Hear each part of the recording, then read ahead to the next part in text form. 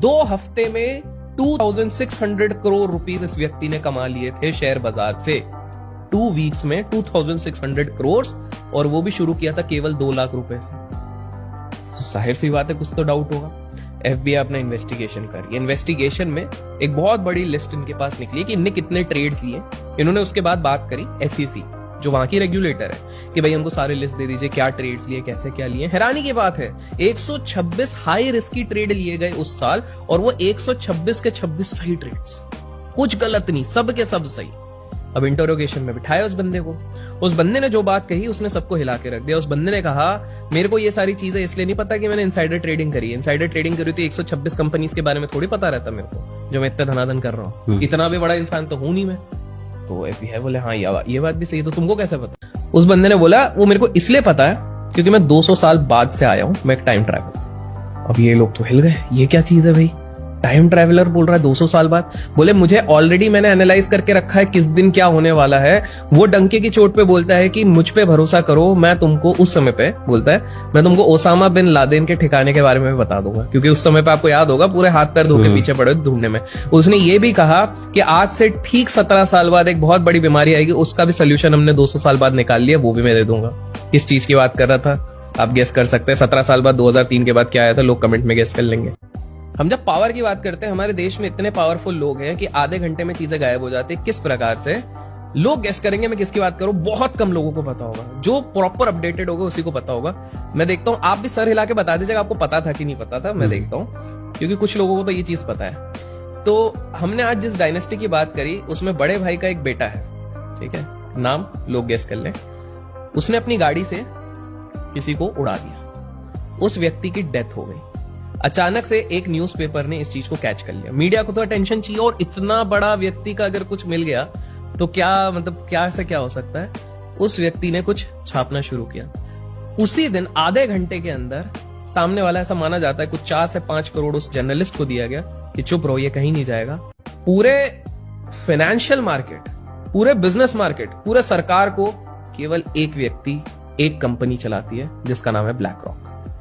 उदाहरण देते हैं, भारत की इकोनॉमी है $3 ट्रिलियन की। भारत की इकोनॉमी है $3 ट्रिलियन की। ब्लैक रॉक एसेट मैनेज करती है $9.4 ट्रिलियन। देश से भी ज्यादा। अमेरिका की 50% से ज्यादा कंपनी में स्टेक है ब्लैक रॉक का।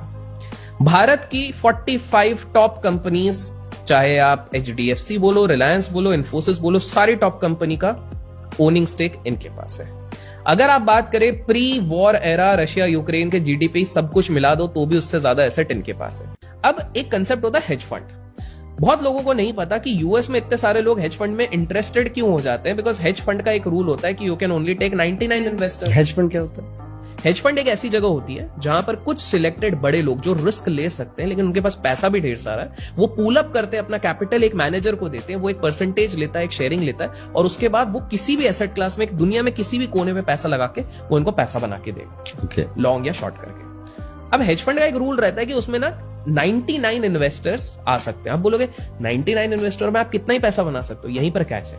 हेज फंड के काफी सारे इन्वेस्टर्स कौन होते हैं? Pension funds, insurance companies. अब इंश्योरेंस कंपनी के पास तो बहुत सारा पैसा रहता है। पेंशन फंड्स यूएस में बहुत सारा होता है, और यूएस और यूके में कॉलेज फंड्स होते हैं। कॉलेजेस के पास भी एक बहुत बड़ा पूल होता है। हार्वर्ड, स्टैनफोर्ड, इनके पास बड़ा पूल रहता है, जैसे उनके एलुमनाई दे रहे हैं, जो भी दे रहे हैं, उनके पास आउट हुए जो रिच मिलियनर्स बिलियनर्स है वो देते हैं। एक आईटी कंपनी में बैंगलोर में काम करने वाले एक व्यक्ति ने 10,000 रुपए लगाए थे इंडियन शेयर बाजार में। उसने एक पुट ऑप्शन होता है, मार्केट जब गिरेगा तो पुट ऑप्शन लिया जाएगा, उसने ऐसे दूर के लेके रख लिए।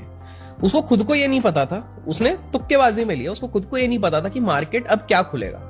और पहली बार 2008 का लेमन ब्रदर क्राइसिस आया, उस समय पे हमारा जो एक्सचेंज है सेंसेक्स निफ्टी, ये back to back lower circuit मारे, एक्सचेंज, स्टॉक नहीं, एक्सचेंज ने। और अगले बार जब उसने खोला इस पूरे एपिसोड के बाद, तब उसको देखा कि उसके अकाउंट में 1 करोड़ रुपए हो गए। 21 दिन भी नहीं लगे, पैसा डबल वबल तो छोड़ दो, 1 करोड़ रुपए। हैरानी की बात यह है कि जो एक ब्रोकिंग हाउस के, एक जाने मानी ब्रोकिंग हाउस है, डिस्काउंट ब्रोकिंग हाउस है, जिसके मालिक ने कहा था कि हमारे इसमें इनने बनाए थे, लेकिन इस व्यक्ति ने, वो बोलते ना आसानी से आई हुई चीज आपके पास टिकती नहीं है, 6 महीने के अंदर पूरा पैसा गवा दिया। एक और व्यक्ति आता है, वो इसकी बेल करवाता है। बेल हो नहीं रही थी, $1 मिलियन देखिए इसकी बेल करवा रही, $1 मिलियन।